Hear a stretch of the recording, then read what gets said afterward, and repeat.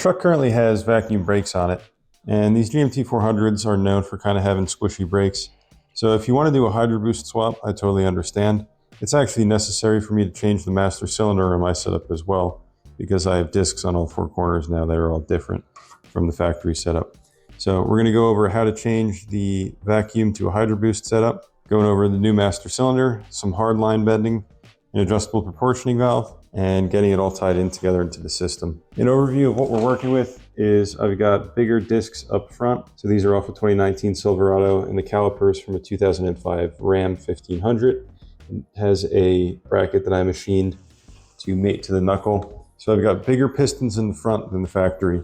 And in the rear, instead of having drum brakes, I've actually got discs. If you haven't seen our video on doing the axle swap from a 2015 Escalade, check it out.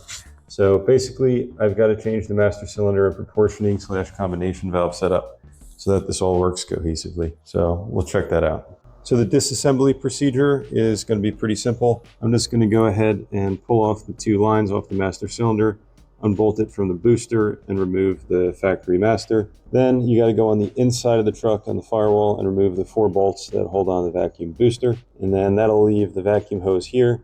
It's a soft line that transitions into a hard line here and goes to the intake. So all I'm going to do is get an NPT plug in the intake there, and we should be good to go on disassembly. So let me get that done and I'll show you guys what that looks like. Got the vacuum booster out of there and the pedal removed and the combination valve removed as well. And I just have the 2 lines capped off right there. So that's done. One thing to be aware of is if you're swapping to Hydroboost, you're gonna need to get a different power steering pump. You can get away with the original one, but the Hydroboost pumps are actually a little bit higher pressure and they have 2 return lines on them instead of just 1. If you want to use the old one, you can, but you're just gonna have to put a T on the return line. There's lots of write-ups on that online. All right, so here's the parts that we removed and the parts that we're putting on. There's gonna be some tech info here. So here's obviously the vacuum booster. It just goes through the firewall. It's got 4 studs and there's a foam gasket behind it. In front of that, I've got the original brake pedal. This is just held with, I believe it was an 18mm head bolt that goes through the frame. And then obviously the old master cylinder that we removed. When you're swapping a Hydroboost, you're gonna need a Hydroboost pedal. And there's 2 different kinds for the early versus late generation of the GMT 400 trucks. The Hydroboost pedals are different. If I get these all lined up for you, you can see that the line, so the pedal ratio, the distance between here versus the distance here, this is the vacuum pedal, is different. So you're definitely going to need a Hydroboost pedal. I got these from a junkyard. So the earlier one has a smaller diameter than the later one for the actual pivot for the brake pedal. So that's worth noting.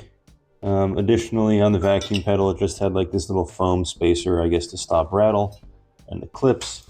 If you can't find the clips, you can get them in that Dorman part number 13808. They got the brake pedal clips there. All right, I already showed you the master cylinder and all the plumbing with the combination valve emptied out, the caps welded, and the proportioning valve here. So all that's going to be ready to bolt on. Here is the Hydroboost unit itself. You got your emergency accumulator, inlet, drain, and then outlet to the steering gear. And how these are going to come, depending on where you get it, whether it's from a junkyard or online, the plate might not be right. So this was from a van. The plate had a weird angle on it. Obviously, the bolt pattern was different, so it wasn't going to work. These are retained with a snap ring and a 1 7/8 inch nut. I don't know about you, but I don't have a 1 7/8 inch nut. So what I did do was just heat it up a little bit with the torch, and then it spun right off with these channel locks here. So that wasn't too bad. It took a little bit of pushing, but it wasn't a lot. And then another junkyard part is the correct plate that'll mate to the firewall. So this is the same bolt pattern. I got this off of a Hydroboost truck, and I just cut my own gasket. Pro tip for removing and installing that nut on here is to knock the studs out of the plate for whatever you're using. And that lets you get on it with the wrench and nice and flat. They do make a specialty socket for it, but I already had these tools and that was free. There you go. Those are all the parts. I'm going to go ahead and select the pedal here that has the correct diameter rod for the Hydroboost pedal rod. And then I'll get the pedal in, booster on, master on, plumb in the lines, and then we'll get to bleeding. So for the master cylinder, I ended up deciding on a 34 millimeter bore based on the piston volumes for the front and rear calipers. There's online calculators you can look up. What I did was go on Rock Auto and find a vehicle that had a 34 millimeter master cylinder bore and also had Hydroboost, so I could just get the Hydroboost and the master cylinder and know that they go together. That's important. Some Hydroboost, like push rods that go from the booster assembly to the master cylinder, can be different, so I just wanted to get a set that matched. I have the hard lines bent already, and I'll go through how and why I did it this way. So I want to keep the original proportioning or combination valve because it comes with this nice bracket that goes onto the master cylinder. Additionally, keeping that is going to let me keep my warning light for the brakes. So this is just a brake bleeder tool, but on the truck itself, it'll have a warning sensor here from that sliding piston on the inside. So I wanted to keep that, but I also needed to get rid of the metering valve that's on the front brakes that was used for the drums. I also want to get rid of the proportioning valve because the bias probably won't be right, and put on an adjustable proportioning valve. So the way I did that is I've got the factory combination valve on its bracket, and then I made a small additional bracket to mount this Wilwood adjustable proportioning valve to the side. Once I had that in place, it was just make a couple hard lines. So these are 1/2-20 on this 2005 Express master cylinder, and it's 1/4 inch line that goes in, and this is the rear circuit. So on the rear brakes, it's going to go in here, and inside was the proportioning valve, which looks like this. So if you take off the cap here, underneath of that, you'll find that proportioning valve assembly. So I just totally removed that. And there's a hole in the middle that I'm just going to go ahead and get the welder out and zap that so that's sealed. So that'll be totally sealed up there. And basically all the fluid's doing is passing through the combination valve, and then it wraps up and around and goes into the adjustable proportioning valve. Then there's an adapter. So this is 1/8 NPT, and that goes to 1/2-20. And that fitting there is the same size as this one on the factory combination valve, so I'll just bend the line over a little bit and plug it in there, and that'll complete the rear circuit and also keep the ABS involved in the loop. Front circuit's a lot simpler. I just have an adapter here to go from 1/2-20 to 3/8, and then a 3/16 line that's bent and goes in here. On the front side, you've got your metering valve assembly. So same thing is you've got a plug on the front here, and then behind that, you'll have your metering valve assembly. Again, I don't have drums. I don't need to keep this, so I'm going to remove that, put just a tack on the top of that to seal that, screw that together. And then once again, the only thing inside here is going to be that slider that'll shut off pressure if there's a differential across the sides. If, for example, you lost the rear brakes, the slider would move over, block that off, and then pop the warning indicator light. That's the master cylinder in a nutshell. All right, check it out. We got that Hydroboost in right there, master cylinder bolted in, hard lines, soft line, return line bolted in. All that stuff looks good. I'll show you the pedal on the inside as well. Again, I used the larger diameter one of the ones I showed you, and it just went on just like normal.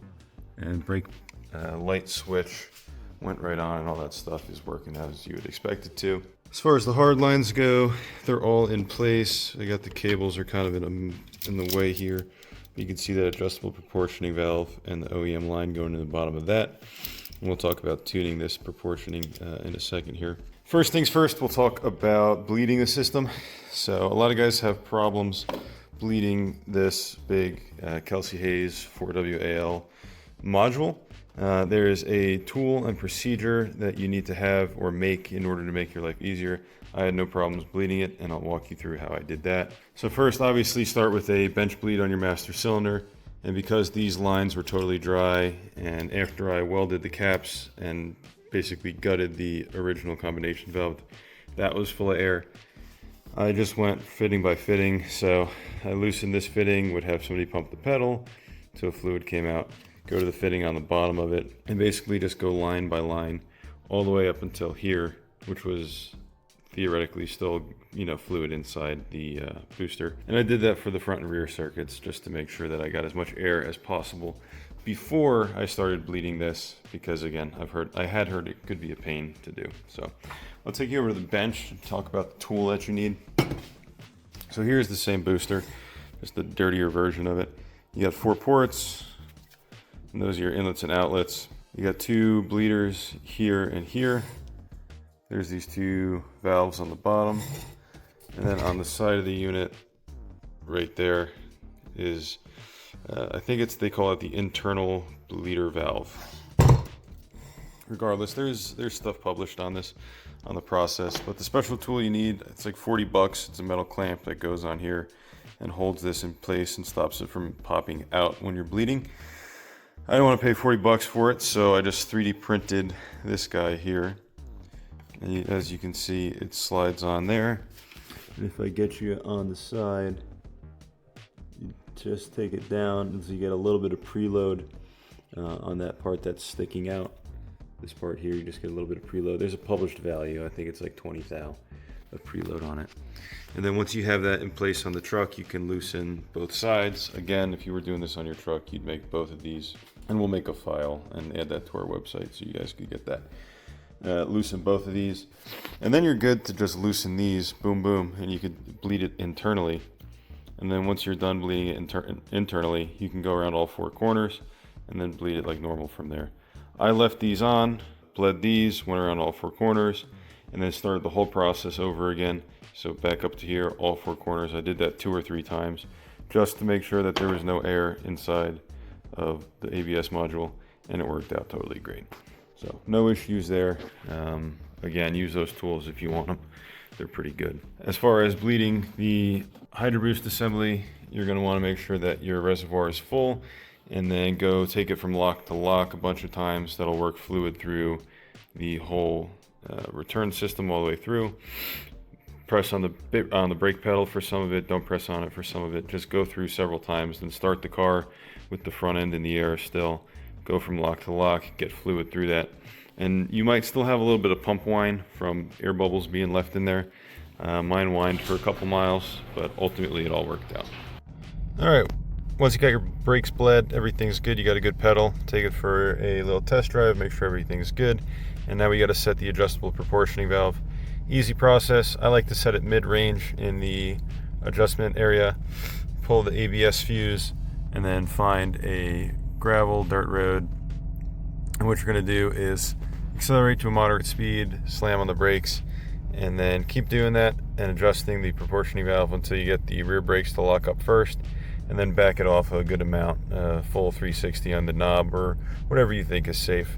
And that way you know you're getting a good proportion front rear without the danger of locking the rear brakes up.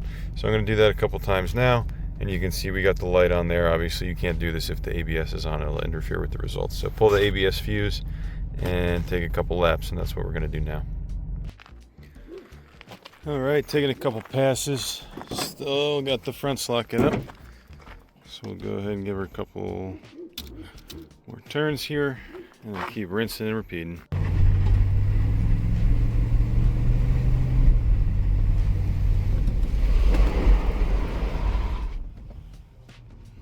All right, you got about both of them going at the same time there, so I'm going to call that good and back it off a turn. So there you go. We got the brakes dialed in. I got that all set up. We'll take some notes of the position in case we ever got to go back to it, and I'll call that Hydroboost swap complete. Thanks for watching, everybody.